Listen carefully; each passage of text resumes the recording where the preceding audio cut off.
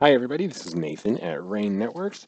Thanks again for joining us for part 4 of our series on the VIPRE Endpoint Security Management Console. In our first 3 videos that we did, we talked a little bit about how to configure the site properties. We talked a little bit about how just to get around and navigate the user interface. And then also we talked a little bit about the different methods for installing VIPRE on your computers on your network. So today what we're going to kind of focus in on is policies, and policies are really kind of the heartbeat of this management console and really one of the really powerful components.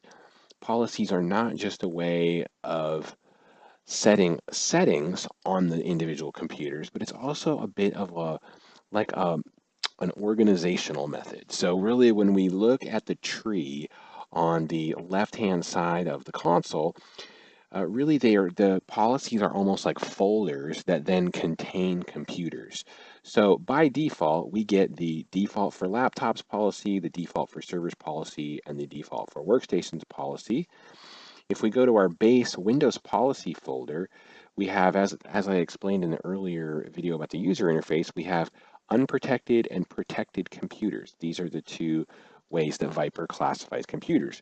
We can then take computers and drag and drop them to the policy that we want that computer to have. So for example, let's take the computer called Robert. This is a laptop, and let's say I want this to inherit my laptop policy settings. I can then take Robert's computer and just drag him over to the laptops. And then I can say I want to install an agent on Robert, and I can tell it what kind of agent, and then away we go. And I can literally use this not only as a method of getting the settings I want onto his computer, but also for installing it. So now if I go to the laptops, the default for laptops policy, and I go to the unprotected computers tab, there's my Robert computer. You can see it's telling me that it's installing the installer for me. And then I can go to the settings tab here and go to properties, and then I can start adjusting the different settings for my default for laptops policy. All right, so this is really kind of the meat of what we're going to talk about here today is some of the different settings that are in here. I'm not going to go through all of them because there's literally 100 of them or more, but there's a variety of settings here that are pretty common that you probably want to get to know. So I'm going to skip down first of all to the exception settings because you're always going to have in any network. I mean, I rarely see people install a security software of some kind where they don't have to make at least one or two different exclusions. That would be very, very common. So let's say, for example, you used Sage accounting software and you wanted to make sure that VIPRE didn't block anything related to Sage. You could go to exclusions, you could go to add, you could then put in like an entire folder path. Like, so for example, when you use Sage, something like that. And then you can use wildcards, of course. So you might put something like that, C:\Sage, and then boom, there we go. We hit OK. And now we have this folder in our exclusions list. In the email alerts section, so if I want to get alerts, so like I put Robert's computer in the default for laptops policy, if Robert got something on his computer, like some kind of infection or malware or something, I may want to know about it. So I can come in here, put in my email address, and make sure that I get alerted for any issues there. The browser protection, lots of good stuff here in the malicious URL blocking that's been pretty popular with VIPRE so that you can make sure that your user, can't go to websites that VIPRE would deem bad websites.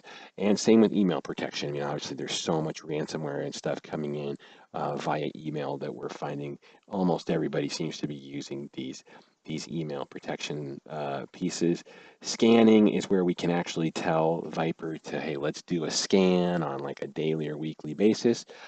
I don't frankly do this as often as I used to because, VIPRE's in like a 24/7, 365 scan mode, so I don't necessarily feel the need to do one-off scans, but some people still like that, so that's always good. And then I'm going to skip down here to firewall. Obviously, there's lots of times where you'll need to make firewall exceptions for various things like, maybe you use remote desktop or something like that in your network, and you want to, you want to add an exception for that. So the way you would do that, for example, you would come down here to advanced exceptions, type a name in here, so like remote desktop, and then I'll just put allow. And then the ports that you would put in, so like remote desktop, for example, is port 3389, so I would put that on the remote and local port, okay? And the action is allow, and the direction is both.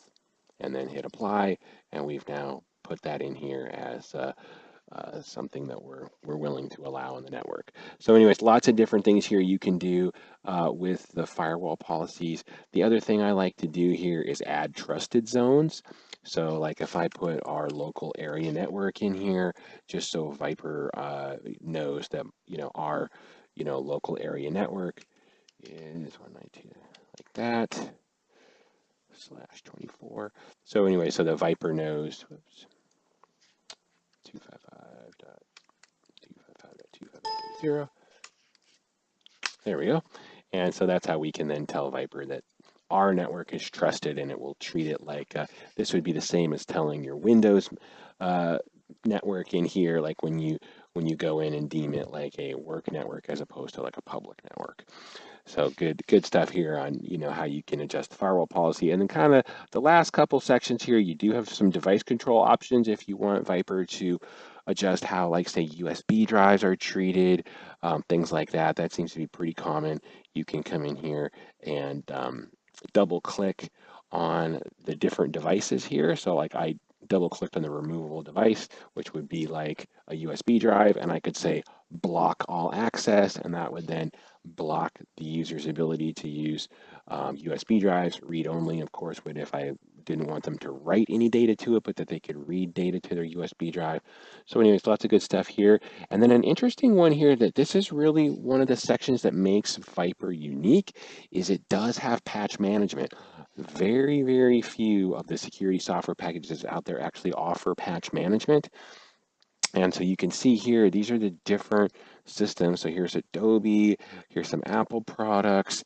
You scroll down, they have, there's Google. So here's your Google Chrome, Google Drive, lots of different stuff in here that you can have VIPRE monitor for patches. There's Firefox.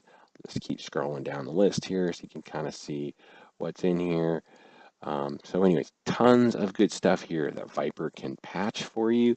And again, this is a very unique feature that not a lot of different security patches offer.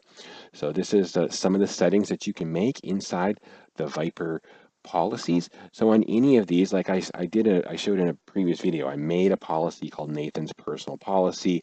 I then put a couple computers in here that I wanted to have this policy.